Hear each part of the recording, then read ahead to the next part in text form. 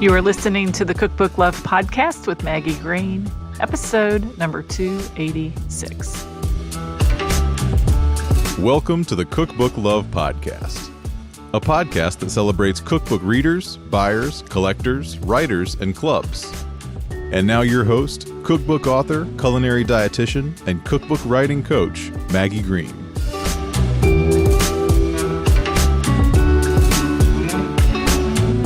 Hi, everybody. Welcome back to another episode of the Cookbook Love Podcast. How is everybody doing today? I am excited to be here to share with you an episode about the 3 most popular paths to publish your cookbook. Today, I'm going to explain all about traditional publishing, hybrid publishing, and self-publishing. And if you are a family cook or baker and you have collected or written family recipes that you want to publish in a cookbook, please be sure to listen until the end, where I'm going to talk about my upcoming class and 12-week program, where I'm going to teach you how to publish your recipes in a book using Amazon's Kindle Direct Publishing platform. I offered this program last year. Many of the participants created beautiful books on Amazon. I have a couple of interviews coming up with some of those members of the program that finished their books, and I'm going to open the doors to offer this again. We will start in the middle of March, and like I said, listen to the end where I'm going to tell you more about how you can enroll in the program. Okay, so let's talk a little bit about the publishing paths for cookbook writers, recipe collectors. And we're going to start with traditional publishing. Of course, the goal for any of these paths to publishing is to create the book that contains the recipes and stories that we want to share. In traditional publishing, this is also something people call Big 5 publishing. This is what I teach people how to do and learn about inside my flagship program called Get Paid to Get Published. And the concept behind traditional publishing is that the publisher creates the beautiful book for us. We are the writer of the book, and they actually publish the book. Publishing being a series of steps that involves editing the book, laying the book out, designing the interior of the book, photography for the book, printing of the book, and then distribution of the book to the places that we want the book sold. My first 4 books were published via traditional publishing, and I loved it because I knew I wanted to write more than one book, and I knew that this was the most cost-efficient way for me to get my books written and published.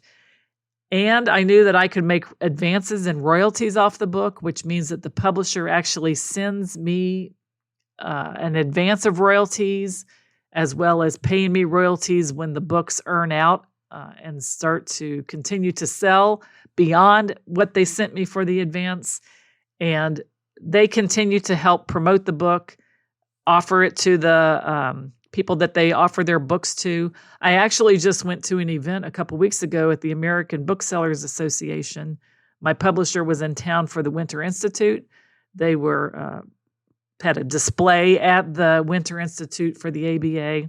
They were having a bourbon tasting for the people attending the conference. And as one of their authors, I got invited to attend the bourbon tasting. My book was there on display, got to sign some books, talk to everybody who has published books since I have. It's really a fun evening. But you see, when you work with a traditional publisher, as long as your book's in print, they always kind of have your book at top of mind. And since my book was about Kentucky, and this is a Kentucky-based publisher, they are very proud of the cookbooks and the food books that they write and sell. And it always seems like my book is part of the conversation whenever cookbooks are talked about. So I actually love that. And that was a great value for me, someone who owned a business, and I was coaching people and doing food and nutrition writing. And I really didn't want to create the book. I just wanted to write it. So all of my first 4 books were done with traditional publishing. So if you're a food or nutrition expert, or you have a business, or you have a point of view about food, we've talked to a lot of people on the show here that have had a traditionally published cookbook. Traditional publishing is an excellent model and a way for you to get a book in print and published that you can share with a lot of people. It's going to have broad distribution, people buying and using the book that you don't even know. The tool to get the book published is a cookbook proposal, or working with an agent. You'll probably need to still write a proposal, but they could get you in the door of publishers that don't take direct submissions from writers. But I just can't say enough about traditional publishing. I think it's been a great path for me, and a really good path for, obviously, a lot of the people that I work with inside my program and authors that I've interviewed here on the podcast. And really, when you think about publishing, this traditional model has always been kind of like the way that we always thought book publishing worked. We're the writer, they're the publisher. We provide the words for the book, they create the beautiful book. Okay, so let's next go to talk about independent or self-publishing or do-it-yourself publishing. And the main way that this differs from traditional publishing is that we not only write the book, but we publish it. There is no team of people that actually publish the book. We are responsible for hiring someone to edit the book. We need to be responsible for formatting and laying the book out.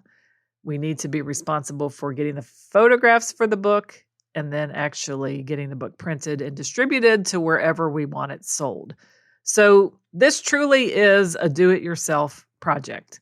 The beauty, though, is that this has become easier and more approachable through platforms like Amazon's Kindle Direct Publishing platform.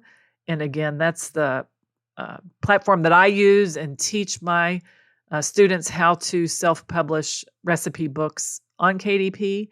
Again, I'm going to have an offer at the end to enroll in this year's program where I'm going to teach you how to do this self-publishing. So if you're interested in that, again, continue to listen. Toward the end of the podcast, I'll talk more about that. So that's self-publishing, do-it-yourself, independent. We wear all the hats of the publishing and writing process. Now, in the middle, we have a way of publishing called hybrid publishing, or also assisted publishing.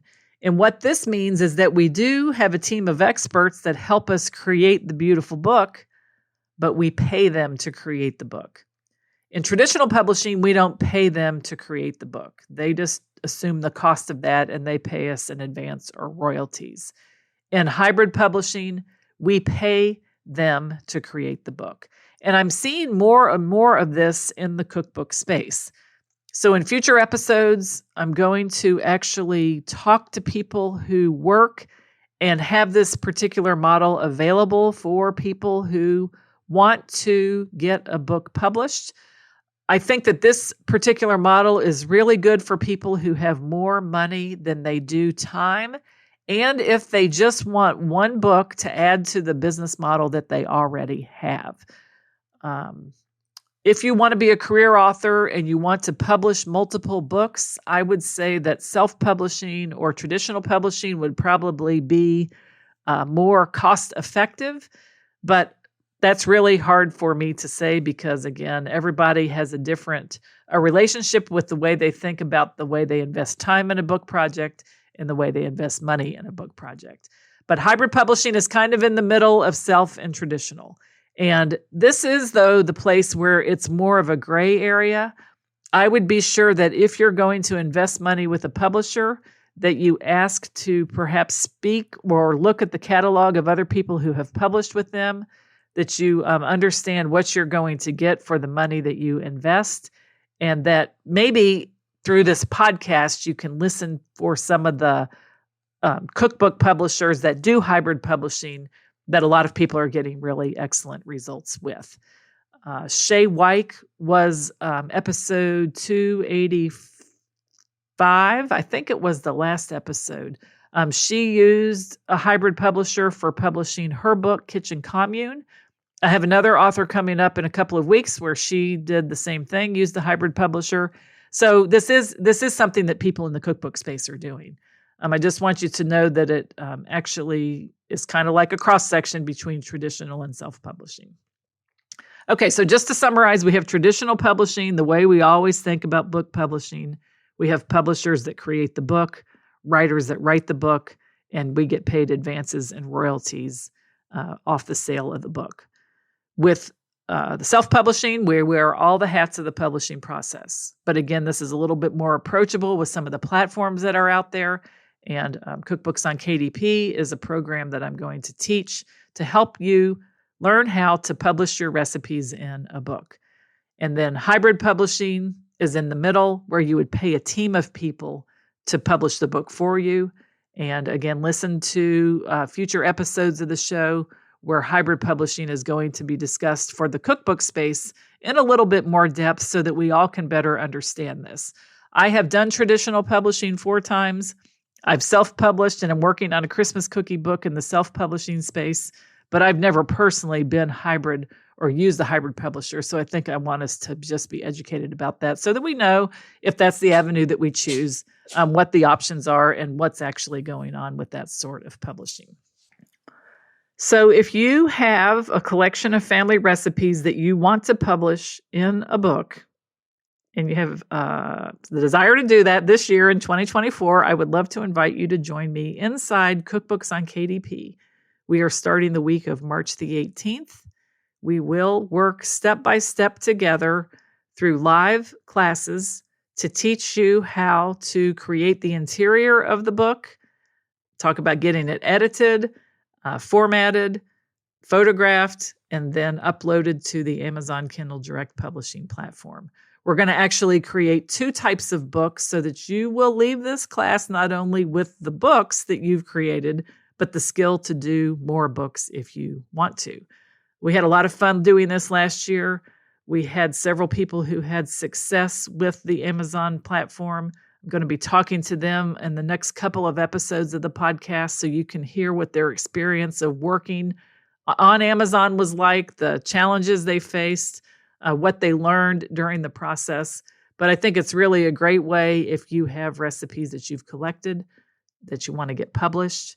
And you're the secret, I think, for doing the first one, though, is that none of the people that I work with embarked on a project to publish hundreds and hundreds of recipes. We pick a reasonable amount of recipes, we learn how to do the process, and then it's something that we can do over again if we want to. So head on over to www.cookbookwritersacademy.com/KDP 2024. You can read more about the program. I hope you choose to enroll. I would love to work with you. And we will be beginning again the week of March the 18th. So that is it for today's episode of the Cookbook Love Podcast. This is your host, Maggie Green. And until next time, I hope you have a great day and keep loving your cookbooks. Thanks for listening to the Cookbook Love Podcast. You can find out more information at www.cookbooklove.co.